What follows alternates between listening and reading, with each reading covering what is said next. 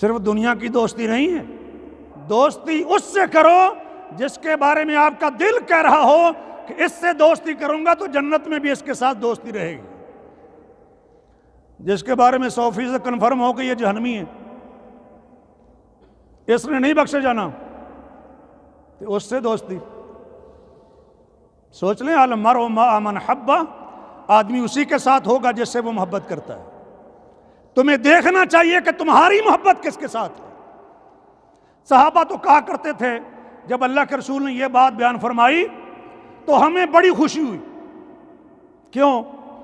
اس لیے کہ ہم اللہ کے رسول سے محبت کرتے ہیں، حضرت ابو بکر سے محبت کرتے ہیں، حضرت عمر سے محبت کرتے ہیں، تو ہم جس سے محبت کریں گے اسی کے ساتھ ہوں گے۔ تو اس کا مطلب یہ ہے کہ جنت میں ہم نبی علیہ السلام کے ساتھ ہوں گے، ابو بکر کے ساتھ ہوں گے، عمر کے ساتھ ہوں گے۔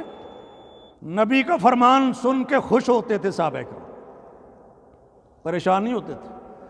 اس بندے کو کبھی ہدایت نہیں ملتی جو نبی علیہ السلام کی حدیث ارشاد تو سن رہا ہو اور توجہ نہ ہو، ایسے بس ایسے کوئی بات ہے عام سی، وہ عام سی بات نہیں ہے۔ وہ کلام ہے، وہ بات ہے جس بات سے اونچی بات کرنے کی اجازت نہیں ہے، جس کلام سے اوپر کوئی کلام نہیں ہے، وہ وحی کی بات ہے، وحی سے اوپر کوئی بات نہیں ہے۔